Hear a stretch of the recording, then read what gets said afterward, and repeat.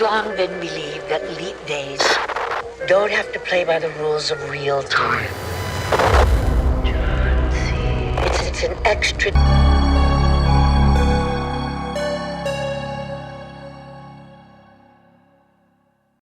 My fellow creepers and things that go bump in the night, welcome back to another episode of The Creature of Your Night. I am your host, Toxin, your friendly neighborhood sinner, and today I'm accompanied by... It's your boy Silver, aka also known as TripleHBros.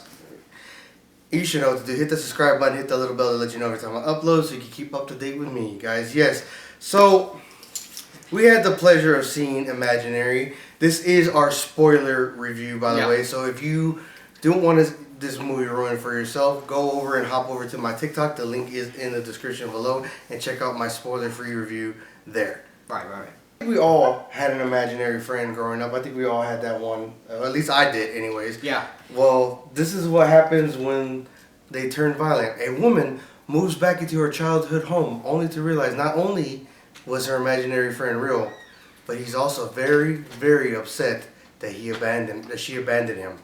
Ladies and gentlemen, Imaginary. When the connection is severed, the entity becomes enraged.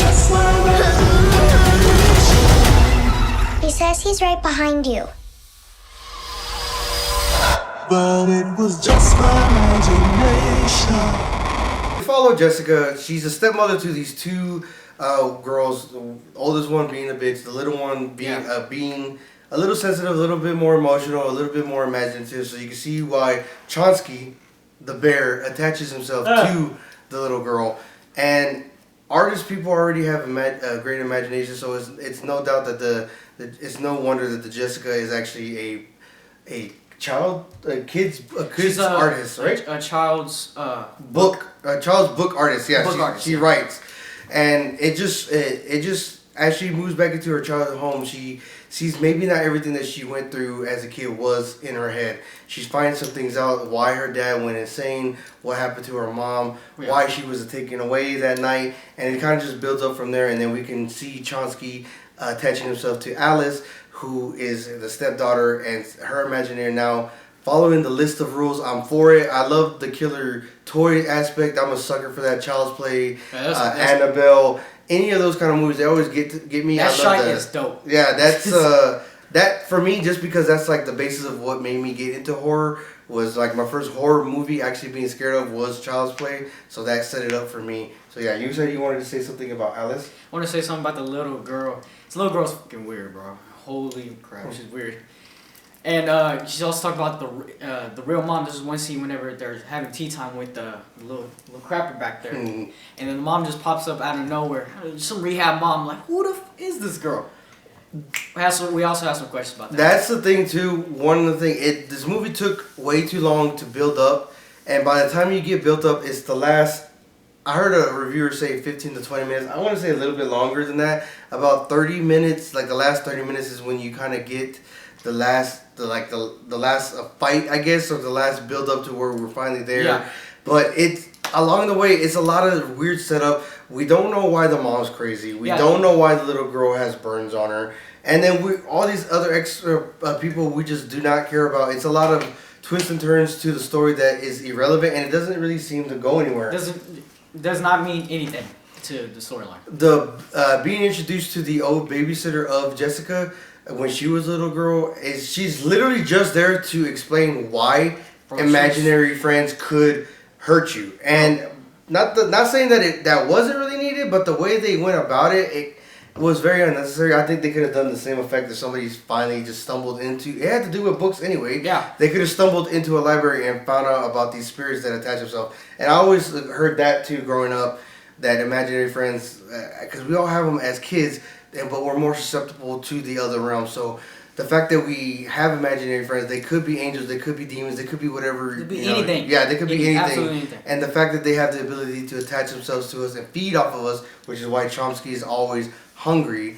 It wasn't. I love that part of it, but again, it just kind of fell flat. Huge build up, irrelevant characters, irrelevant plot twist that I really didn't care about. I seen the trailer. I wanted to see more of Chomsky, his transformation. He was actually a pretty dope little creepy ass bear. I'm gonna give you 100. Him as a bear, was dope. Yeah. But when we got shots of him throughout the trailer of his gorilla wolf dog type thing, this thing, Gorilla wolf motherfuckers. I was excited. It was actually like the final version of Chomsky. That little crap was back there. He went Super Saiyan.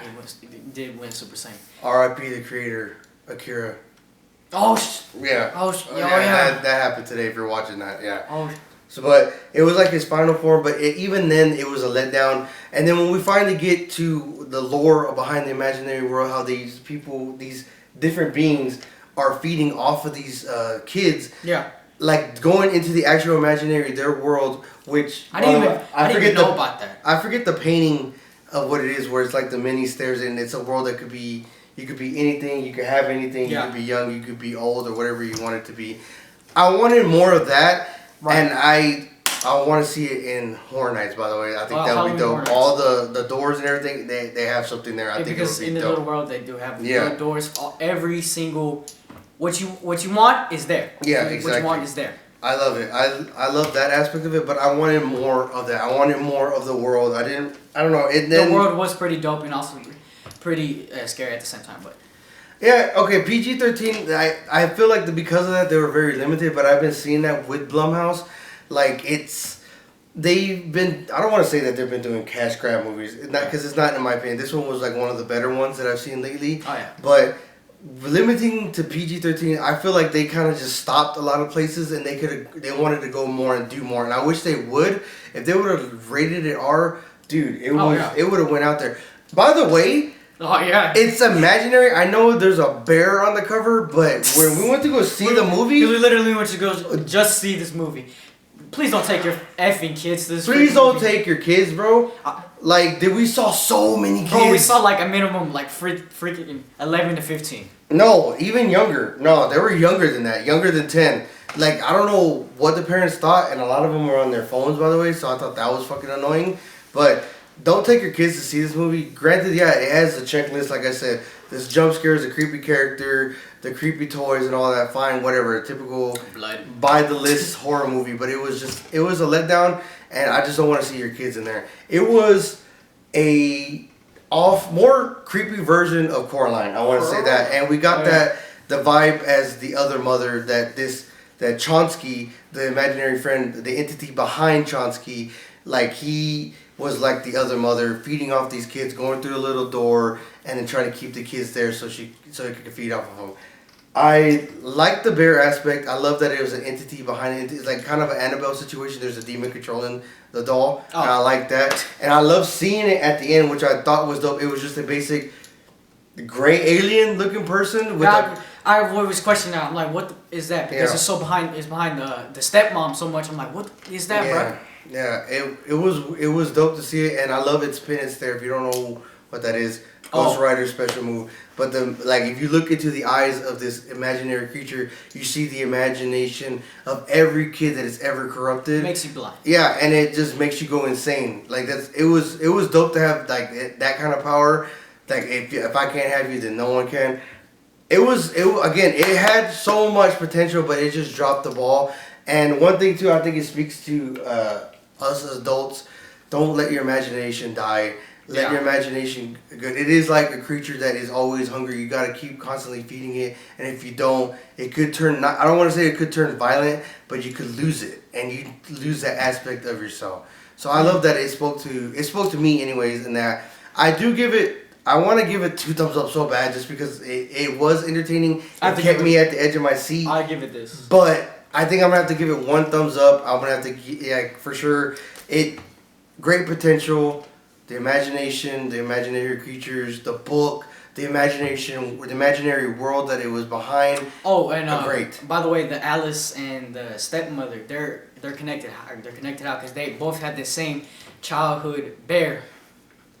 I was like, how are they connected, bro? Yeah. And then it explains later on. I was like, oh, all right, bro, I'll take it. It was good. It had great potential, but it just dropped the ball too many times. Mm-hmm. Too many ins and outs of the story. I feel like that's what Blumhouse is doing nowadays. It is just taking too long to build up with their story. It's taking way too long, and just to like let us down at the end. great build up. Not even. I take that back. Not great build up. But too long of build up. Yeah, a little slow. And then the climax is just not what it could be. Like I wish it would push it further and go beyond like classic Blumhouse. I wish it would give us the old stuff. I want to see more from these guys and better stuff. Yeah, guys. Again, 1 thumbs up. Even if I shit on a movie, I always recommend it. So when you go check out the film, let me know what you thought about it. Let me know what you thought about this review down below. Again, I am Toxin. It's your boy Silver. And like I always say, if you're not sinning, you're not having fun. Beware the moon, guys.